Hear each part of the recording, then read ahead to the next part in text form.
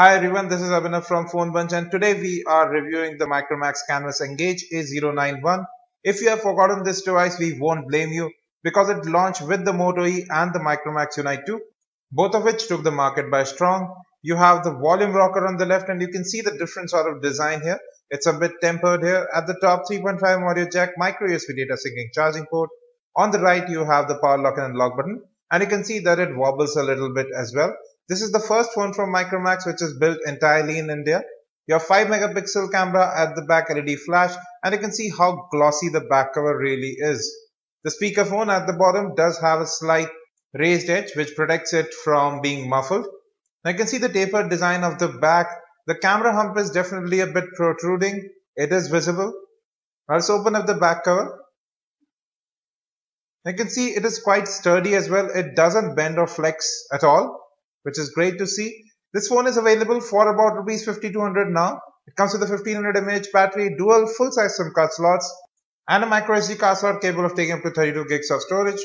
There's a 1.2 GHz quad-core processor from Broadcom powering the smartphone with 512 MB RAM running Android 4.4 KitKat. At the top, you have the VGA front-facing camera, proximity and light sensors, main earpiece. Capacitive buttons are at the bottom, and they actually do light up, which is a great thing. And you also have a 4-inch WVGA display, but the display is actually of very poor quality. You can see it distorts colors as well as brightness when the display is tilted. Viewing angles are really narrow and even the color reproduction is nothing to write home about. I'll change some wallpapers and you'll be able to see the color reproduction or lack thereof. The colors are not accurate, there's a weird sheen over them, low contrast levels, and you can see how much the colors and brightness distort when the display is tilted. You need to look at it straight head on. Now this is the default dialer interface. It has been customized with the ability to make calls from any of the SIM cards along with video calls. We didn't have any major issues with network connectivity nor with call quality. Though this is the default stock dialer, no customization done here. You do have dual SIM settings, but you cannot customize the color of the SIM card. But you can customize from where you want to make voice calls or messages. You do have Wi-Fi hotspot, Bluetooth tethering as well as USB tethering available on the device.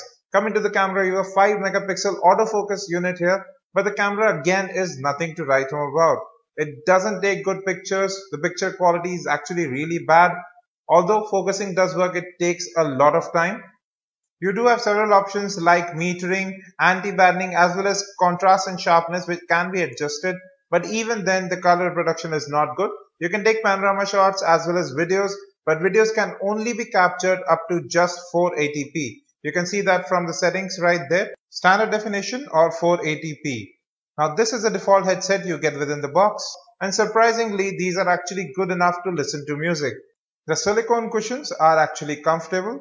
They have a silver pin and a single button interface to end and receive calls. I'm playing some music. You do have an equalizer available here as well. A speakerphone here is loud, it's quite clear as well in both calls as well as music playback. Here in the FM radio interface, you can switch between the speakerphone and your headset. You do have RDS available here. You can store your recordings to phone storage or your SD card, and recordings can be started by just tapping on the mic button. Now we are playing a 1080p video and you can see that it's playing flawlessly. But the poor color reproduction does make the video experience a bit bad. Now we are playing a YouTube video.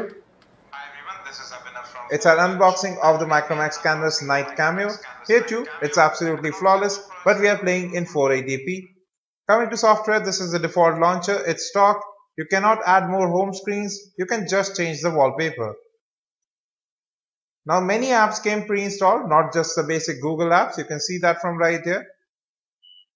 But not much of bloatware. You can simply disable those apps as well. No new option available. The Bluetooth icon has been converted to BT. That's just it. Now coming to settings, getting into about, you will be able to see that software updates are available. And the phone is running Android 4.4.2 KitKat right out of the box. You have about 1.1 GB storage. That's internal. And 1.36 GB of phone storage. App data is not movable to the external SD card, but USB OTG is supported on the phone. Now that's really surprising at this price point. I'm plugging in the USB OTG cable with a standard 8 gig pen drive. And you can see that it has been detected. It's preparing storage. Now I'll just move into a file explorer and I'll play a 1080p video, the same one we were playing earlier, but this time from the USB storage. And you can see that it's playing well. You can move through the video as well. Now coming to apps, running information, you'll see that we have just 87 MB RAM free and we haven't opened that many apps. Now this is a problem. Just 512 MB RAM on the device. You do have GPS available and it's able to locate, but it does take a little bit of time. In screen lock, you have the default options with pattern, PIN and password. You do have Android Device Manager as a device administrator so that you can ring, lock or locate your device if it gets lost. Now this is the default keyboard. It's not the new AOSP keyboard which comes with gesture support, but the older version. Coming to web browsing, we have opened our mobile website and you can see that rendering and scrolling both are a bit slow. Scrolling is a bit jerky as well, and you can see it takes a lot of time to render both text and images. Pinch to zoom is fluid. The touch response of the display is fluid as well, but performance becomes a bit jerky after a little bit of time.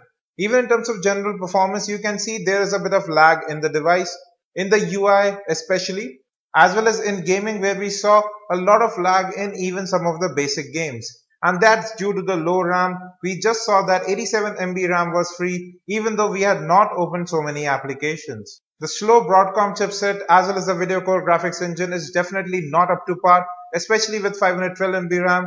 The device has some build issues as well. There's a bit of flex there. And I don't like this glossy back at all. At rupees 5200 even, this is not a good proposition and I would recommend you not to buy this phone. You can consider the Carbon A12 Star instead. Watch its review from right here as well as the unboxing of the Canvas Engage. Don't forget to subscribe, like and share. Any questions, hit us in the comment section. Thanks for watching and have a great day.